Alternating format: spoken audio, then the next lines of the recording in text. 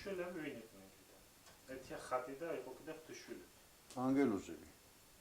ეხლა ღვთისმშობლები იყო, ეხლა ყველა ღვთისმშობელი იყო ბირქუში, კოპალა, იახსარი, ბერი-ბაადური გუდანის ჯვარია. ბერი-ბაადურზე რა არის ცნობილი?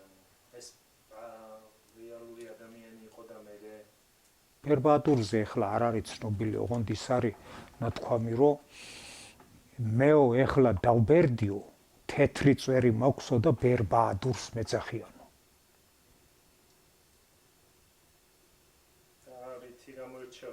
და მე გამოირჩენდა მე ეს გახდა ცენტრალური ხევსურეთის ძირითადი სალოცავი და მოლაშქრე ჯვარი.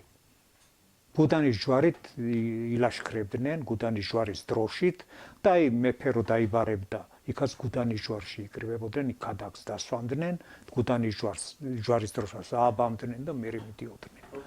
საკლავს დაკლავდნენ გუდანის ჯვარში. წყალობას მიიღებდნენ, ანუ კურთხევას, გაიმძღვარებდნენ გუდანის ჯვარის სალაშქრო დროშას და მიდიოდნენ ომში. ხევსურული დროშები როგორი იყო? ხევსურული დროშები იყო, ეხლა ყველგან ერთნაირი იყო თითქმის, სადღაც იყო 1.20 სიგრძის ესეთი ტარი, რომელსაც ჰქონდა ჩამოცმული გუმბათი ვერცხლის, შუბის ბუნიკი. ან ერთი, ან ორი. გუმბათზე მეორე გუმბათი და ზედ ჰქონდა ჯვარი. ან ის ჰქონდა შუბი, შემული ჰქონდა ზარი და დროშა, ალამი, მთელი ხელისახოცები რა. საკადრე. სხვადასხვაფერი, სამკადრეო. ეხლა სამკადრეოები რო შემოვიდა თავშლები და რაღაცა მერე დაიწყეს ამბა და მანამდე როგორც ჩანს, ქალები სპეციალურად ქსოვდნენ ყდაზე ქსოვილს, ფერადებს, რომელსაც ან ჯვარში ესწირავდნენ, როცა მიდიოდნენ.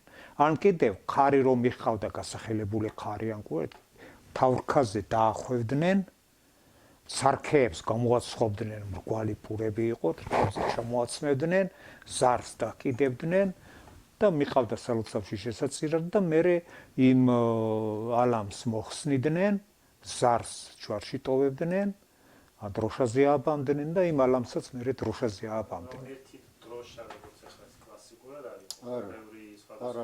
სხვადასხვანაირები იყო. ეგ ოსტატზეც იყო დამოკიდებული, როგორ მორთავდა იმ დროშას. აი გუდანის ჯვარში იყო, მაგალითად ბულეჯანი იყო ერთი ვერცხლზე მუშაობდა ხადუელი კაცი, ზაიელი. და იმან ეს დროშის ტარი შეამკო ვერცხლის ფირფიტებით. თლიანად. და ამ ლაშქარში წასვლა დამოკიდებული იყო ზარის ხმაზე. დროში როგორ აჩქამდებოდა. ის უკვე კარგად რეკავდა და ის ნიშანი იყო, რომ გაიმარჯვებდნენ. თუ ხმასა ვერ მოიღებდა, უკვე ნიშანი იყო, რომ მარცხდებოდნენ. მე ქადაგს დასვამდნენ. აი ქადაგი გაქადაგდებოდა, ის წინასწარ განსაზღვრა ხშირად ყოფილა, რომ ქადაგი რო გაქადაგდებოდა, არამა გამარჯვება ნუმიზდით ჩემნი ყმანიო, ოძახინებდა ჯვარი. ეს ხმალიო რაღაც ვადით ვადამდე შეხსნილი მოხსო. ეს ჯვარი ეუბნებოდა. დროშათ ამბა, ანუ მორთვალა, სადღეობოდ ხდებოდა თუ? კი, დღეობაში ხდებოდა. ეხლა მე შამსვრალიო რაიგუდან ათენგენობას აბემდეს ხუცესი ააბამდა, გამოვიტან ცალკე-ცალკე, მე იშლებოდა. და ეს ყველაფერი ცალკე-ცალკე ინახებოდა. ალმები ცალკე, ზარი ცალკე, ის გუმბათი და ჯვარი და რაღაცა ბუნიკი ცალკე. მე ხდებოდა აბმა და გუდანიდან მე დროშას რო ააბამდნენ, მე მივდიოდით, მეც ვიყავი ორჯერ მე დროშაე, სანეს ავდიოდით, მიქონდა იქ ლუდი, იქაც დღეობა ტარდებოდა, დასტური, მე დროშაე, ხუცესი და მესხუნე თუ იმე გახვებოდა, იქ ერთი ღამე იქ რჩებოდით, ჩამოვიდოდით იქედან, მერე მივდიოდით აყნენ, მუხათკარი ქვიან. სადაც ეს გუდანის ჯვარის ის არის რა, ნიშია იქაც. იქაც ერთ ღამეს ვათენებდით. და აი მაშინ ებმოდა და მე აბმა დროშის ამბა ხდებოდა ვინც აი ვიღაცა იმას ჯვარიონთ ვინც აწვევდა სახლში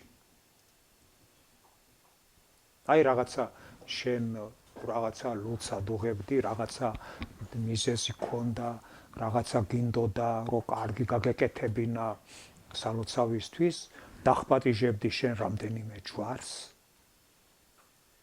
მობრძანდებოდნენ ხო ისინი დაუშვათ გუდანი ხახმატი ლიქოკი თურა ისინი ყველა თავის ჯვარში ააბამდნენ თავის დროშებს ხუცესი და დასტური გამოყვებოდნენ ყველა ჯვარიდან მოდიოდნენ იმას წინასწარ გამზადებული ჰქონდა იმას პინცელს სად უნდა დაებრძანებინა დროშა რაღაც მინდა ადგილს და სკალები არ გადადედროვანი არ ეკარებოდა იქ დააბრძანებდნენ და ლუდი ჰქონდა ნადუღარი იქ ამ რიტუალს ატარებდნენ გახსნდნენ იმ კოდებს და იმართებოდა დღეობა ჯვარის მიბრძანება იმ შემთხვევაში ხდებოდა თუ ტრაგიკულად დაიღუპებოდა ვინმე სვავი წყლით ეგ მარტო კარატის ჯვარს მოუდიოდა ლიქოკით კი რამდენჯერმე იყო ჩვენთან კი შოლაღად გიგიადა კი ეგ ლიქოკის ჯვარს მოუდიოდა აი ადამიანს ვინ თავი მოიკლა ვინც ზვალმა წყალმა დალია ფიქრობდნენ რომ ეს იყო ეშმაკის მიერ რაღაცა ავისულის მიერ მოხდენილი ეს ამბავი და ეს უნდა გამოეხსნა იმ ავისულისგან ან კიდევ თუ ვერ იპოვიდნენ ის ჯვარი იპოვიდა იმას დროშა მიაბრძანებდნენ დაკოჭვა ხდებოდა კიდე ეს კარატის ჯვარში მოდიოდა ქალი ავისულ დროს და აი ფსიქოლოგიურად რო ვერ იყო რაღაცა მიყვანდნენ ჯვარში იქ დააკოჭვებდეს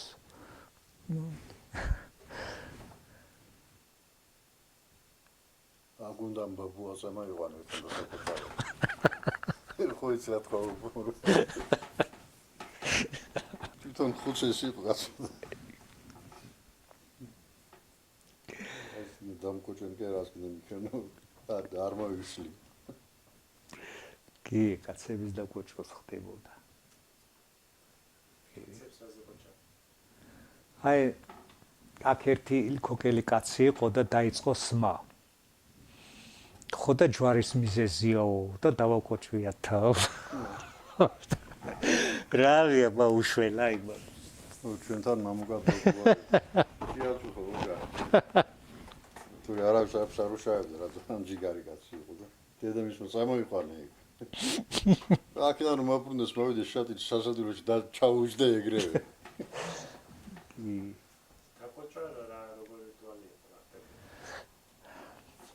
დროშას გამოაბრძანებდნენ ის მივიდოდა მუხლით დაჯდებოდა ან დროშასთან ის ხუცესიც ამოთქვამდა რაღაცა ხუცობას ტექსტს არ ვიცი ზუსტად და ამ დროშას დააღირებდა ესე რა თავზე დანის ზარი ხმაურობდა რა თქმა უნდა და ავსულს განდევნიდა იმ ადამიანს დაახლოებით ეგრე იყო ეგეთი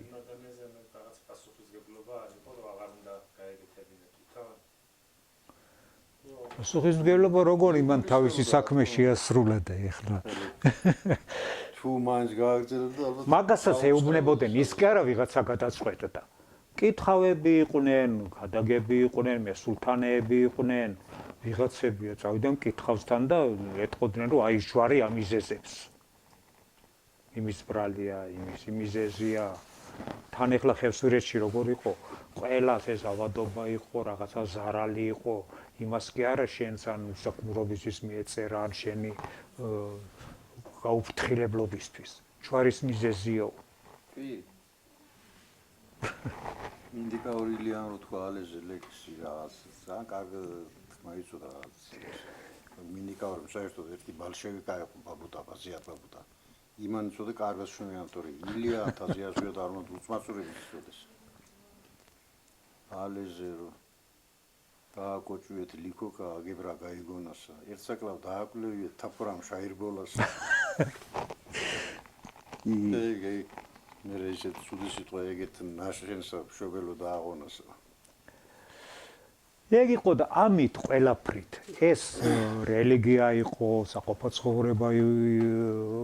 ცხოვრება ის რო ნიუანსები რაც იყო ეს ხალხი ცხოვრებასაც რაღაცას ელფერს აძლევდა იხალისებდა რაღაცის აი გამოდიოდნენ რაღაც ადამიანური ფიზიკური იმიდან დაპირთვიდან ჯაფიდან რაღაციდან და ეს ყველაფერი ხელს უწყობდა ჯვარიც ლოცავიც დროშაც ის გაჯის და ეშმაკის თუ რამე იყო რა ერთმანეთში ქონდა არეული ყველაფერი ერთად მოდიოდა